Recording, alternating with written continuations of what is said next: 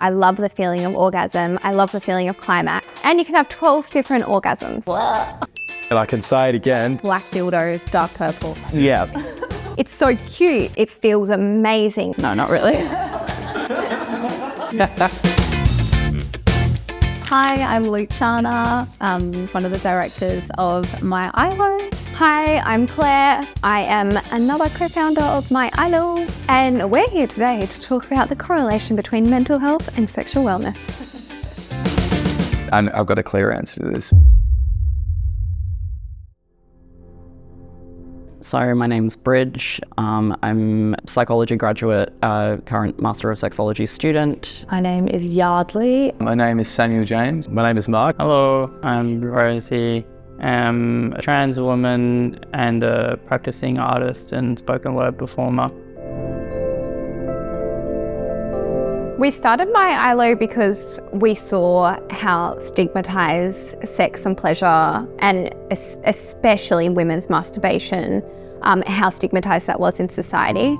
I know for me and for Luciana, it was always a place of guilt, and when we would masturbate, we would feel bad about it.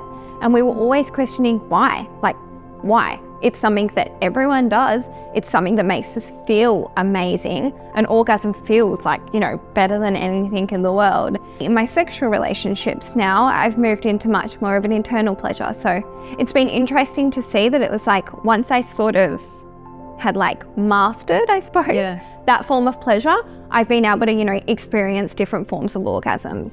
And you can have 12 different orgasms. So, I'm starting to tick them off. For me personally, a lot of my education came from my friends and conversations with my family, which I'm so thankful for. One word, the church. I was really fortunate to have a mum who was super sex positive. My sexual education when I was growing up was definitely through friends and through lived experience. Because it's not often that people can be so open with you and share with you their experience. I feel like I can talk to her about anything, even if my original education on sexual health was really limited, and that's really shaped. No sex before marriage, but it wasn't just that kind of simple message. From sort of going and really actively seeking it out for myself.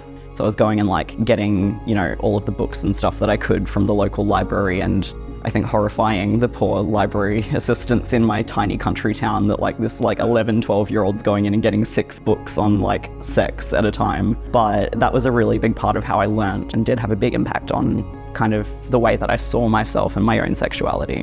When I was 13, it was the only teacher I had that actually really tried with sex ed, and she's the person that started this feminist collective in school, and she was just so teaching us to be open and confronting social facets of sex. A lot of my education and the guilt and shame I do feel actually came from a course learning how to masturbate and do all that, and meeting my first partner and having sexual relations. There was always guilt and shame to that, and that someone else was watching, and that's those feelings are still there, quite strong. I have this image in my head that my mental health has to be perfect to seek other partners and things like that, for a multitude of reasons. Having that mental clarity and that space to be able to be vulnerable with them is a key part of any intimate relationship, and it's something that you really have to focus on, in my opinion.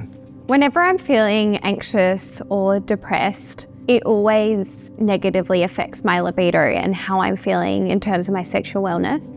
When I'm not feeling great in myself, it makes me feel like I withdraw in my sexual relationships, and I always have to take time to reconnect back to that side. My mental health plays quite a huge role in my sexual health, mainly because taking antidepressants really shattered my libido. I've worked with heaps of psychologists and GPs to change around medications that can be both equally good for my everyday mood balance. Yeah, those kind of times in my life, if I am having particularly bad mental health, it's usually when my sex life is kind of not in the best shape that it could be, and vice versa. When my sex life is awesome, my mental health and well-being is generally a lot better as well. Definitely my sex and mental health are correlated. When I have had sexual relationships with people, I tend to, wake up the next day, there might be tears, dissociation. I just feel like a lot of shame. Having a bad mental outlook on life can also spiral into, elements of intimacy in the bedroom too, and that is sometimes a bad thing. I just, go back into my little safe hole. I think it just obviously, gives you all of those really good sort of like, ways to get those endorphins, like a really reliable sort of, just like fun kind of physical activity you can do to get all the, good kind of things going in your body. I think that, when I'm feeling good, my whole sexual relationship with myself feels even better. Always when I masturbate, I love the feeling of self-pleasure. I love the feeling of orgasm. I love the feeling of climax. Sure, absolutely. And so, people are complicated. I'm sure we are no different to each other. And, we all do things, and sometimes there can be good intention and sometimes there can be bad. And I think there are definitely situations that don't get talked about enough where people are not getting valued or mistreated perhaps in those intense sexual situations. And I think, a lot of the time we don't really talk about how other people can affect us, but they certainly can. And it's important to be able to recognize that so that we can put a stop to it before it becomes a problem for us. Absolutely. So another thing that also doesn't get talked about enough is porn. I think it's kind of one of those things, like I found it really, really useful. I realized that I need to use my imagination a lot more, so I tend to do that when I do self-indulge. A lot of the time, especially in my life, it has been through learned experience and, testing those boundaries and seeing how far you can go with it and bringing it back to a more reasonable level.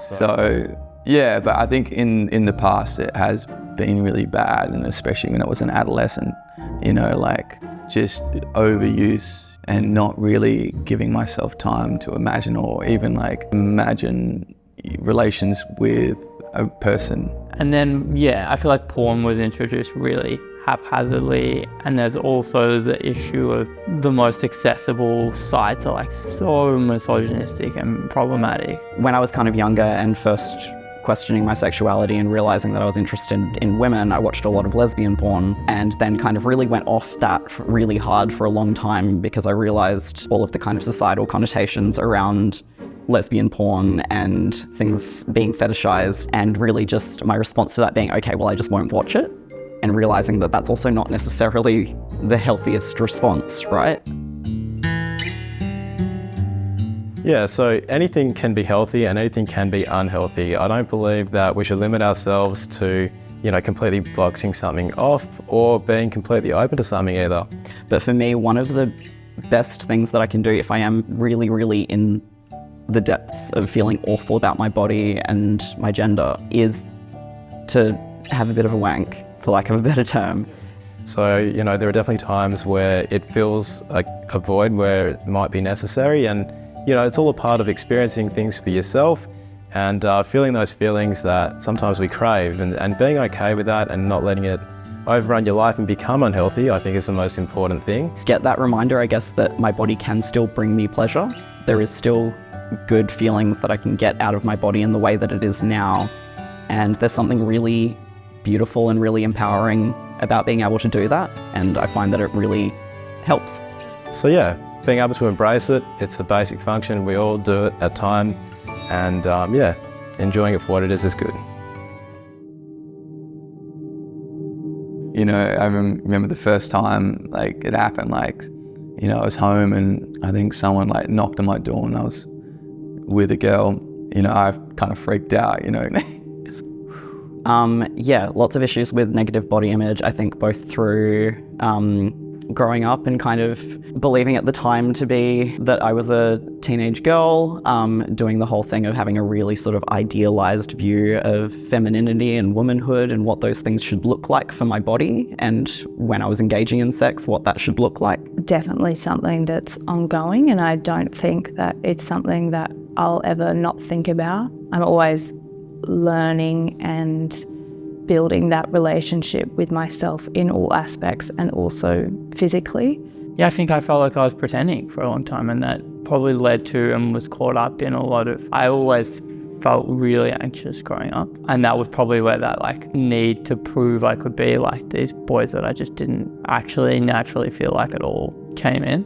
And then I think the more that I kind of went along and started realizing that there was definitely some questions there around my gender and around my sexuality, and that a lot of the reasons that I hadn't been comfortable with that rigidity before wasn't necessarily just because of the rigidity being harmful. It was because it really just didn't fit for me personally. As I started realizing that I was queer and then non-binary and then trans. Like everyone in life, I sometimes experience ups and downs and sometimes moments of anxiety. But learning how to deal with that and grow and develop with your partner is an important role of having intimate relationships. Everyone's body being different is such an asset and it's not a burden.